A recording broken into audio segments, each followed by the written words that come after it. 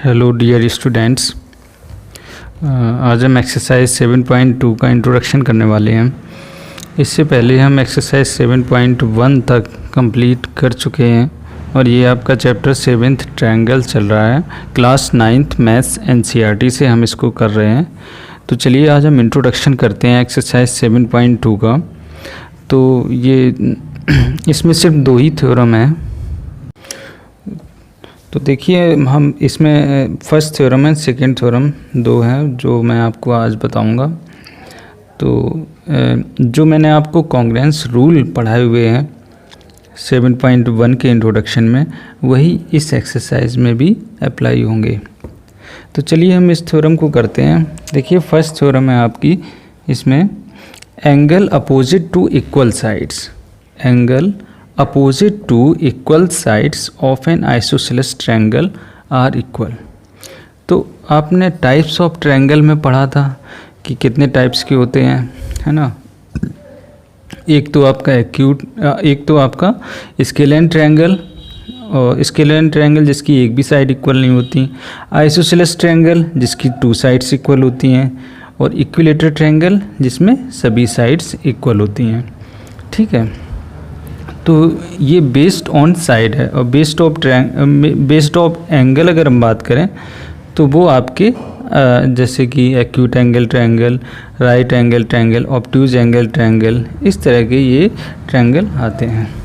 तो यहाँ पे आइसोसेलेस ट्रायंगल की बात हो रही है। आइसोसेलेस मतलब इसकी 2 साइड्स इक्वल होंगी। देखिए, ए बी और ए सी 2 साइड्स इक्वल हैं इस ट्रायंगल में। तो एंगल अपोजिट टू, देखिए थ्योरम क्या कहती है कि angle opposite to equal sides, angle opposite to equal sides of an isosceles, मतलब opposite sides of equal sides, मतलब ये इस साइड की बात कर रहा है। जो इक्वल साइड्स हैं उनके अपोजिट में जो एंगल है ये मान लीजिए ये साइड है, इसके अपोजिट में ये वाला एंगल, और ये साइड इसके ये वाला एंगल। यही तो होता था उसमें। जैसे ट्रायंगल हम एक बना लें, ये ट्रायंगल है एक, ए, इसकी वर्टिसेस ए बी सी। तो ए जो है ये, अब ये एंगल जैसे ए बी साइड है, ए बी साइड है, तो मान लीजिए कि सपोज देखिए ए बी जो है इसके अब ये साइड, इसके सामने का ये एंगल होगा, ठीक है, इसके अपोजिट में, और ये जो साइड है इसके सामने का ये एंगल होगा। ठीक, तो इसमें यही बोला है कि ये साइड और ये साइड इक्वल हैं, तो इनके जो अपोजिट एंगल्स हैं वो भी क्या इक्वल होते हैं। तो यही थ्योरम में हमें सीखना है कि angle opposite to equal sides of an isosceles triangle are equal. हमें प्रूव करना है, to prove angle B is equal to angle C. तो जो भी हमें प्रूव करना था हमने लिख दिया, angle B is equal to angle C prove करना है। कंस्ट्रक्शन हमने इसमें किया, क्या किया, draw the bisector of angle A. Bisector नहीं, एंगल बाइसेक्टर है यहाँ पे, एंगल बाइसेक्टर हम ड्रॉ कर रहे हैं यहाँ से ए से। तो इस पर हमने ये एंगल बाइसेक्टर ड्रॉ किया, तो ये वाला एंगल और ये एंगल इक्वल होंगे। उसके बाद साइड और ये भी साइड इक्वल हमें दे रखी हैं, ये कॉमन साइड हो जाएगी। तो चलिए हमने देखिए इसको करेंगे कैसे। In triangle B A D and C A D, इस ट्रायंगल और इस ट्रायंगल को लिया, तो ये साइड तो इसके इक्वल हो गई, मतलब A B is equal to A C, ये गिवन था इसमें थ्योरम में। Angle B A D is equal to angle C A D. ये हमने बाई कंस्ट्रक्शन किया क्योंकि हमने एक बाइसेक्टर ड्रॉ किया, तभी, क्योंकि हम इसको 2 ट्रायंगल में डिवाइड करेंगे तभी तो हम कर सकते हैं। तो एक सिंगल ट्रायंगल तो नहीं हम कर सकते, तो इसीलिए हमने यहाँ पे एक कंस्ट्रक्शन किया है, एंगल बाइसेक्टर हमने यहाँ पे एक ड्रॉ किया था, जो यहाँ पे डी पॉइंट बी सी पे डी पॉइंट यहाँ पे मिल रहा है डी पे। तो A D is equal to A D, ये कॉमन साइड हो जाएगी इस ट्रायंगल में भी इस ट्रायंगल में। तो देखिए एक साइड हो गई, एक एंगल हो गया, एक साइड हो गई, ठीक है। SAS रूल से ये दोनों ट्रायंगल कॉन्ग्रेंट हो जाएंगे। Means triangle BAD is congruent to triangle CAD by SAS rule. Hence angle ABD अब हम जब ये दोनों कॉन्ग्रेंट होंगे, इसका मतलब इनके एंगल्स भी इक्वल होंगे, साइड्स भी इक्वल होंगी, तो हम कह सकते हैं कि angle ABD is equal to angle ACD। ABD is equal to angle ACD, मतलब ये वाला एंगल इसके इक्वल हो गया। तो हम ये भी कह सकते हैं कि angle B is equal to, इनको हमने इसको एंगल B लिख दिया और इसको एंगल C लिख दिया, क्योंकि ABD है तो हम एंगल B लिख सकते हैं, ACD है तो एंगल C लिख सकते हैं by CPCT।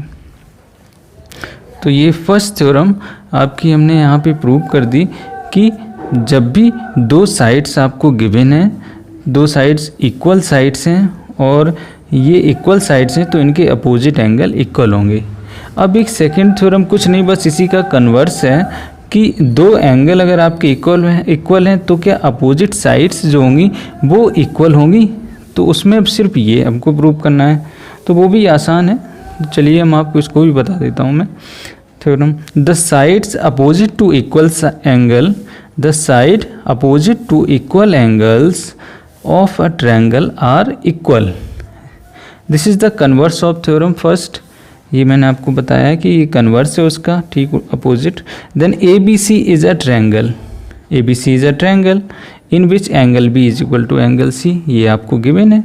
Then to prove AB is equal to AC, AB is equal to AC, ये आपको प्रूव करना है। तो draw a angle bisector from point A to side BC meet at a point D।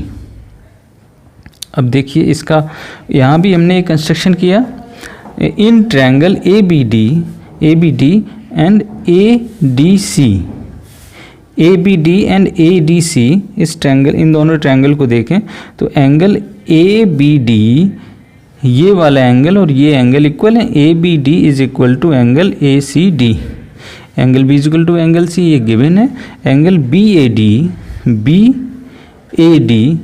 और DAC या CAD बोल सकते हो। तो ये तो एंगल बाइसेक्टर था, इसलिए ये दोनों इक्वल हो जाएंगे by construction. AD is equal to AD, ये कॉमन साइड हो जाएगी। देन ट्रायंगल BAD, अब देखिए ये दो एंगल हमने कर दिए और एक कॉमन साइड है, तो भाई AAS रूल, जो AAS रूल से यहाँ पे ये कॉन्ग्रेंट हो जाएंगे। एक तो मैंने आपको बताया था ASA, उन दोनों एंगल, जो भी दो एंगल होते हैं उनकी इंक्लूडेड साइड हम लेते हैं उसमें, लेकिन यहाँ पे क्या है कि दो एंगल ले रहे हैं और एक जो अदर साइड है उसको हम लेते हैं। Then triangle BAD is congruent to triangle CAD by AAS rule से ये कॉन्ग्रेंट हो जाएंगे ये दोनों triangle. Hence AB is equal to AC, AB, अब जब ये कॉन्ग्रेंट हो गए तो हम ये कह सकते हैं कि AB is equal to AC by CPCT corresponding parts of congruent triangle, ठीक। तो यहाँ पे देखिए हमने यहाँ पे क्वेश्चन, आपकी जो थ्योरम थी उसमें ये बोला था कि दोनों एंगल अगर इक्वल हैं तो क्या उनके सामने की जो अपोजिट साइड्स हैं वो इक्वल होंगी। तो हमने यहाँ पे प्रूव कर दिया है कि यस, अगर आपके दो एंगल इक्वल होते हैं तो अपोजिट साइड्स इक्वल होंगी, अगर अपोजिट साइड्स इक्वल हैं तो वो दोनों एंगल इक्वल होंगे। तो यहाँ पे देखिए एक चीज़ और आप समझिए कि मैंने इन दोनों साइड्स को लिया हुआ है। अगर हम इन दोनों साइड्स को लेते हैं AB और BC, ये दोनों इक्वल हैं तो ये एंगल और ये एंगल इक्वल हो जाते हैं। अगर ये दोनों इक्वल होते तो ये दोनों साइड्स इक्वल हो जाती हैं।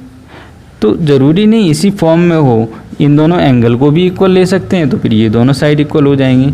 तो जिस कंडीशन में भी आपका फिगर दिया हो उसमें आपको देखना, मतलब थ्योरम ये है, आपको इसी थ्योरम को इस तरह से फॉलो करके आपको क्वेश्चन करने हैं।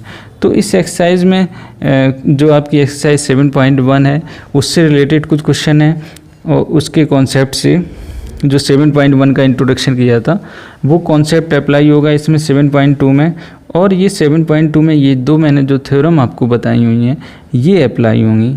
तो चलिए हम मुझे एक्सरसाइज 7.2 की तरफ मूव करते हैं।